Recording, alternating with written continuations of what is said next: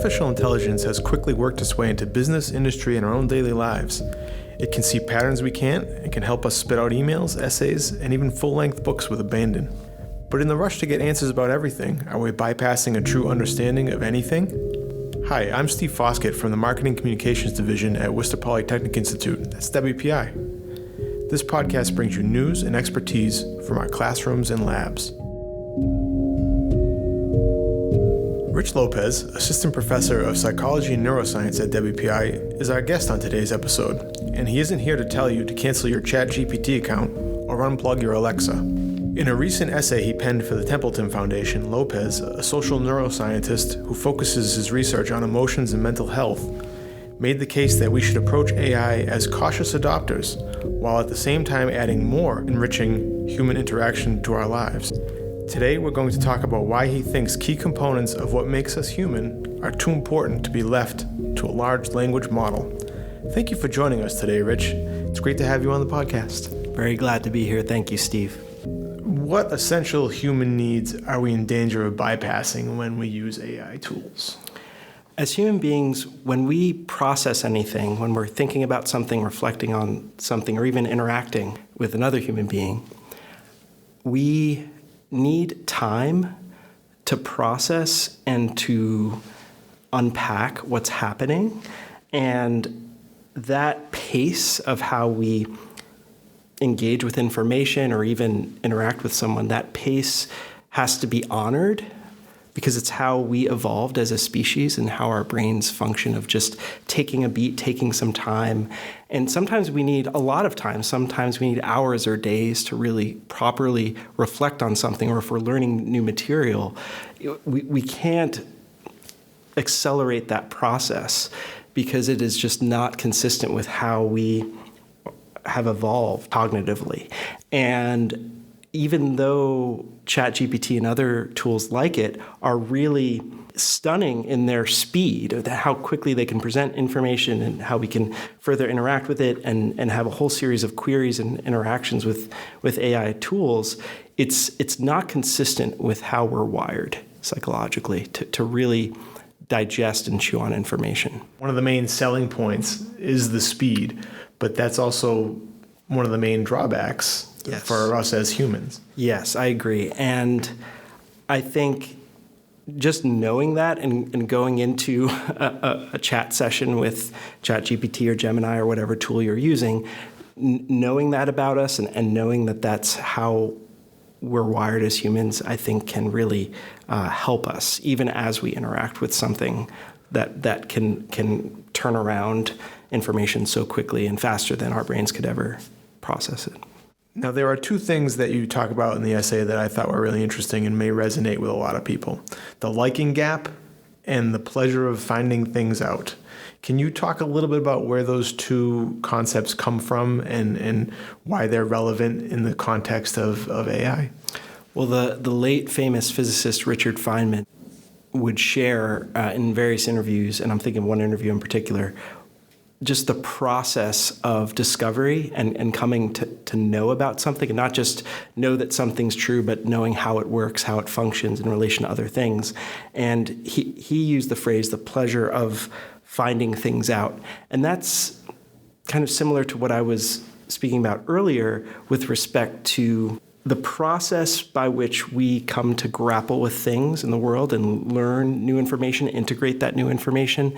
And we want to ideally respect that process of how we can find something out. So there's not just the gratification of getting to that point of knowledge where now you know something you didn't really understand well before, but the emotional experience of moving through uncertainty, pushing your skill set in a new way, whatever it looks like, there is a real psychological kind of unfolding of gaining new information and insight, but also the experience of acquiring that information. And there's just no way from a pure temporal perspective that we can replicate that or recover that if we're interacting with AI tools that are spitting information back to us within seconds. There's just it's not physically possible to have that experience. Is that what you meant when you were writing about answers without understanding? Yes. Yes. So even in the classroom context, when I teach students here at WPI, many times, and I understand this full well, many times students will want to go to ChatGPT or another tool and begin to dig into a particular topic. And it could be a great starting place, but there's no substitute for sometimes months or years-long study of a topic. And even the way graduate programs are set up or PhD programs are set up, in order to really understand a topic in a nuanced, deep way, you need time, and there's no way around that.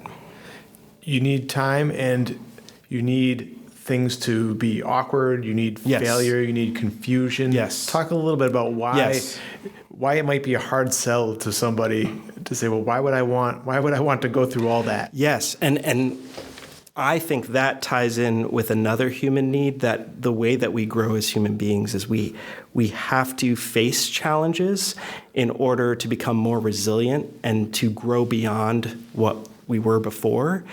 And I would argue that kind of the negative things, the things that we're uncomfortable with respect to confusion, frustration, not understanding something, that we absolutely need to experience that, because how else can we push through to the other side? Anything worth doing or worth understanding, especially if it's something complicated or hard, those emotions, those experiences are part of the deal.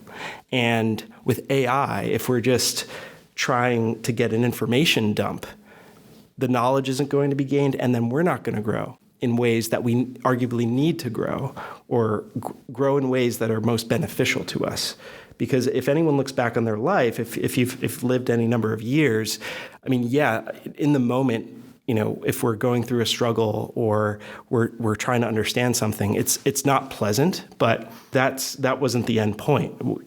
We want to move through that discomfort and get to the other side. And unless an AI tool is designed or redesigned in light of that process, we're going to miss out on all of that. And we're not going to grow in ways that would be really beneficial for us holistically as human beings. So sometimes things just have to be messy. Yes. These large language models are trained on human knowledge and growth and discovery that took a really long time to achieve, right, and to build that. And we're not doing our predecessors justice with respect to previous scientists or other people who helped create and generate knowledge. We're not doing that justice if we encapsulate something down into a summary, because you lose the nuance. You have no access to the process that people experienced and engaged in to get to that point. And I'm not opposed to students or scholars or really anybody to use these powerful AI tools, but we have to realize what are we trying to get out of them, and is it just this transactional type of dynamic where I want this bit of information and you can deliver it back to me, rather than having a relational dynamic, which I think is best achieved with other human beings. I mean, you could start with something with ChatGPT, but then go to a friend or a colleague or even a family member and say, hey, ChatGPT was telling me about this. What do you think? And then I think that is a potential area where we can coexist with AI well, where we can use it, as needed, or if we find it useful, but then go back to the human-human interactions as well. And those human interactions, interestingly, you write about in the essay something about the liking gap. Yes. Where you talk about how sometimes we have an askew perception of how much people enjoy our conversation or our company, and vice versa. Yes. Talk a little bit about that. Well, the liking gap is this phenomenon, as you described, that we can be inaccurate in how we estimate people's enjoyment in terms of conversation, but it sheds a light on a broader phenomenon in human behavior where we can be very kind of myopic and limited with our perspective, because we think that maybe this conversation might be going really well or not so well, but the person's perception or experience can be totally different because we're limited by our own perspective. You point out how AI can bypass crucial processes of how we understand things. But are there ways that generative AI tools can enhance or supplement these processes? It's a great question. I think the short answer is yes, as long as these AI tools aren't relied on exclusively. So if we're only relying on generative AI to come up with an idea or to stimulate a conversation or research a topic, and we're only using those tools, we're going to be limited because we're at the mercy of however that particular tool and large language model has been trained. But if we put the results of a generative AI set of queries, for example, in conversation with, expert knowledge on a topic or even the collective knowledge or expertise of a team, then we can bring the generative AI piece into that setting, and then it could stimulate another idea because you never know what is going to trigger an idea or an insight. So I'm not opposed at all to people using these Gen AI tools, but as long as they're integrating that into a broader kind of process of either understanding something or coming up with a solution, and that we use other tools as well. So you'd have the generative AI tools giving you sort of the technical horsepower, but you'd still be able to get good practice at those human interaction tools, working in teams, bouncing ideas off one another, that kind of thing. And in that way, too, there's no substitute for a team, say, if we're talking about team-based settings, and even here at WPI, which is very much about project-based learning where students work in teams, is that there's no substitute for a team wrestling with a problem. And yes, like they may bring some things into their conversations and interactions that maybe they got an idea from ChatGPT, but then because they're still working together and it's that human-human interaction, then maybe if they hadn't had that initial insight from ChatGPT, they themselves wouldn't have reached the next insight. So it could be generative in that way, in multiple stages. But the actual insight is generated by the humans, but the pre-insight, if I could call it that, was provided by an AI agent. At WPI, AI has become quite a big part of what we do here. We've been in data science for decades. We're teaching it, we're using it, we're researching it. It could potentially be solving problems out there in healthcare, in education. It seems like what you're saying here is not that this isn't such a good idea, but that just you're encouraging people to just take a minute and understand what's going on beneath the surface. Yes. We are moving so quickly through our day-to-day lives and through our schedules, through our routines. And if we can get people to inject a pause before they just fire up ChatGPT, before they go on Instagram, before they book the next thing on their calendar, because we feel this pressure to produce, to be busy, to be occupied in all these sorts of ways, right? But we aren't taking moments of reflection. Say, well, why am I really doing this? What purpose does it serve? And I think anyone can relate to that. I see it certainly among students on campus, but I see it in myself. I see it in colleagues. I see it everywhere where the pace of modern life, I don't know if it's totally sustainable, given how human beings evolved over many thousands of years and how our brains evolved in a very different context than the context in which we find ourselves now. So it's that pace, it's that the franticness that we are leading our lives. And with generative AI, that's just another way that feeds kind of our modern pace.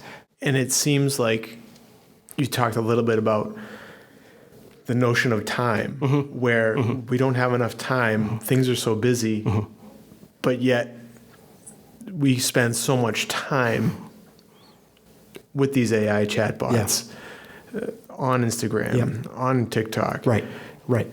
there's a little bit of a conflict there. You're Right. trying to save time, but you're spending time. I think you talked about a little bit, calling it a displacement. Right. And I think that that's a pretty compelling argument where, the issue with technology, whether it be social media, AI, what have you, is that, we do find time for it. And in some cases, we might spend too much time using these different tools. But at the end of the day, it's like whatever we choose to do, we could be doing something else.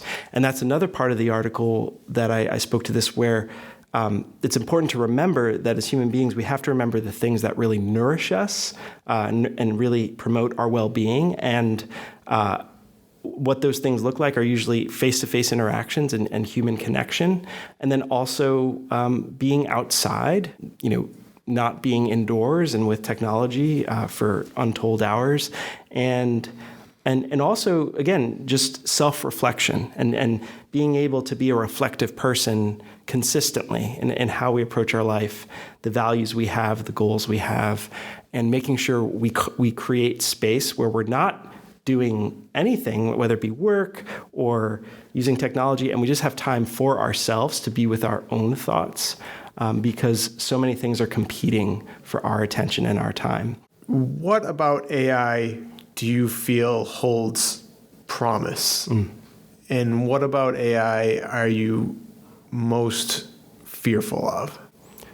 So AI can help us accelerate certain processes with respect to large-scale problems, whether it be climate change or developing new drug therapies, or even more seemingly trivial things like planning a children's birthday party, where there are certain tasks that we can offload to AI. And then as far as my greatest fear of fears is related to AI, I think it has to do with an over-reliance and thinking that we can get all that we need from just using this technology and not thinking more broadly about human connection and human interaction.